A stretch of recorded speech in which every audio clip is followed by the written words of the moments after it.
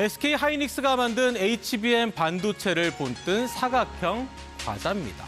출시 8주 만에 35만 개가 팔렸죠. 업계에선 이런 인기가 반도체에 대한 관심, 열기를 보여준다고 평가합니다.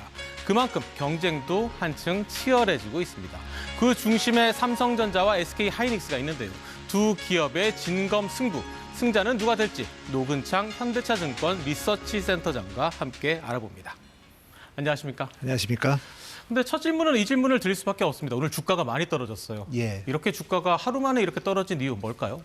가장 큰 게 이제 연준 의장 후보인 분이 지금 다소 매파적일 거란 우려 때문에 미국에서 특히 금과 은 가격이 많이 하락을 했고요. 그래서 사실 한국 시장 같은 경우에는 사실 미국 시장 대비 올해 상당히 주가 흐름이 좋았거든요. 네. 그래서 사실 지난 금요일 날 미국의 S&P 500은 0.5%도 하락을 안 했고 나스닥도 1% 이하로 하락을 했는데 삼성 하이닉스가 중심이 된 코스피는 올해 5% 이상 하락했습니다. 저희가 봤을 때는 계속해서 주가가 오르면서 약간 단기 급등했다는 가열 국면에서 이런 일시적인 악재가 나와서 좀 건강한 조정을 받고 있는 거 아닌가 그렇게 저희는 평가하고 있습니다. 그럼 보시기에 케빈 워시 차기 연준 의장 후보자보다 우리에게 좀 숨고르기 이게 더 영향이 크다 이렇게 봐야 될까요? 예, 사실 케빈 워시 같은 경우에도 금리 인하에 대해서는 어쨌든 트럼프랑 같은 방향이고요. 다만 이제 조건부 금리 인하거든요. AI 혁신을 통해서 물가가 안정이 되면 그때 금리 인하를 하겠다는 건데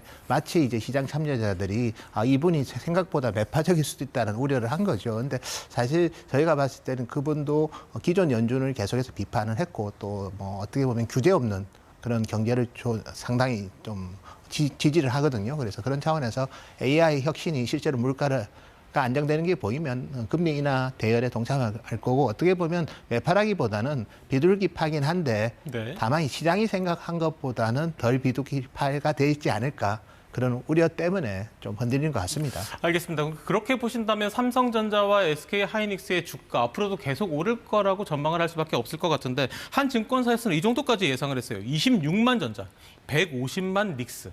가능하다고 보십니까? 밸류에이션이라는 거는 이제 애널리스트 고유 영역이라서 뭐 저도 그런 거에 대해서 제가 100% 다 동의하는 것보다는 올해 삼성전자, SK 하이닉스의 실적 자체가 올해 어떻게 보면 상장사 영업이익의 60%가 넘어갈 겁니다. 그래서 네. 저희도 추정하기로 삼성전자가 올해 180조 넘을 것으로 추정하고 있고요. SK 하이닉스 같은 경우에도 150조에 육박할 것 같습니다. 그래서 실적 자체가 좋고 두 번째는 이번 1분기 아직도 이제 1분기가 진행 중인데 메모리 가격이 지난 4분기보다 2배 가까이 오릅니다. 그래서 네. 2년에 보통 2년간 올라야 될 메모리 가격이 이번 1분기에 이렇게 빅점프를 하기 때문에 이에 따른 실적에 아마 놀라운 결과가 주가에는 상당히 긍정적으로 작용할 수 있을 것으로 보고 있고요. 그래서 특정 증권사에서 제시하는 밸류에이션이 아주 뭐 틀리다고 이제 말씀하기는 좀 한계가 있을 것 같습니다. 그러면 센터장님은 어느 정도까지 보세요? 저희는 이미 이제 목표 주가를 지난주 금요일에 제시를 했고요. 네. 그래서 삼성전자는 20만 3천 원, 20만. 그리고 SK 하이닉스는 100만 원, 좀 100만. 상대적으로 다른 증권사보다 좀 보수적으로 제시하고 있습니다. 보수적으로 잡았지만 지금보다 훨씬 오를 것이다라고 보시는 거죠? 예, 실적이라는 게 메모리 반도체 실적이라는 게 메모리 가격이 움직이면 사실은 이제 제조원가에서 원재료 비중이 상당히 낮습니다. 10% 내외거든요. 그렇죠. 네네. 그렇기 때문에 가격이 움직이면 그만큼 탄력적으로 이익도 올라가기 때문에 그만큼 이제 실적이 올라가는 것만큼 밸류에이션도 같이 상승할 가능성이 있기 때문에 동부분은 시장의 그런 낙관적인 견해가 뭐 저희가 봤을 땐 충분히 가능할 수 있다 그렇게 말씀드릴 수 있을 것 같습니다. 근데 지난주를 보면 29일이었죠. 이례적으로 삼성전자와 SK 하이닉스가 동시에 같은 날 4분기 실적을 발표를 했어요. 그 실적을 분석을 하셨을 건데 예. 승자는 누구라고 보십니까? 사실 25년만 놓고 보면 영업이익의 전체 크기가 하이닉스가 47조였고요. 삼성전자가 44조였습니다. 삼성전자는 여기에 스마트폰 사업도 하고 있고 뭐 다양한 사업을 하는데 전체 영업이익은 하이닉스가 더 많았기 때문에 단순하게 그것만 보더라도 25년 반도체의 주인공은 SK 하이닉스다. 이렇게 결과로서는 말씀드릴 수 있을 것 같습니다. 그리고 이번 실적 발표를 보면 많은 사람들이 HBM4, 그러니까 고대역폭 메모리 4에 대한 관심이 많이 쏠렸거든요. 예. 이렇게까지 관심을 두는 이유가 뭘까요?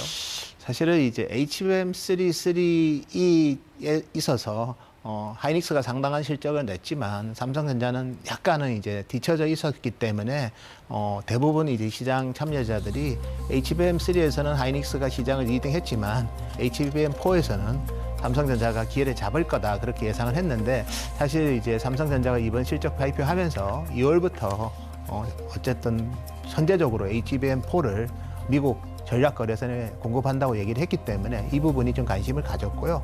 그리고 HBM4는 기본적으로는 성능이 많이 변화가 있습니다. HBM3보다 어떻게 보면 보통 우리가 데이터를 보내는 인풋 아웃풋 핀 수가 2배 이상 많아지고요. 2배, 네. 그리고 데이터를 전달하는 채널도 2배 많아집니다. 그 말은 전체적으로 많은 데이터, 기존 데이터, 그러니까 기존 HBM3가 10차선이었다면 HBM4는 20차선이 됩니다. 거기다가 칩의 속도도 기존 HBM3보다 더 빨라지기 때문에 더 많은 데이터를 더 빠른 속도로 보낼 수 있기 때문에 우리가 지금 느끼고 있는 AI가 한 단계 도약하지 않을까, 그 기대감이 아마 있지 않나 저희는 그렇게 평가하고 있습니다. 두 회사 모두 지금 HBM4 양산 초기 단계이긴 한데 아직까지는 뭐 저희가 정확하게 분석하거나 평가하기가 좀 이른 감이 있지만 그래도 어느 회사께 좀 더 수율이라고 할까요? 그런 부분에 있어서 나을 거로 예상을 하시나요? 증권가에서? 네, 저희는 좀 조심스럽긴 합니다. 다만 이제 엔비디아, TSMC, SK하이닉스 이 조합이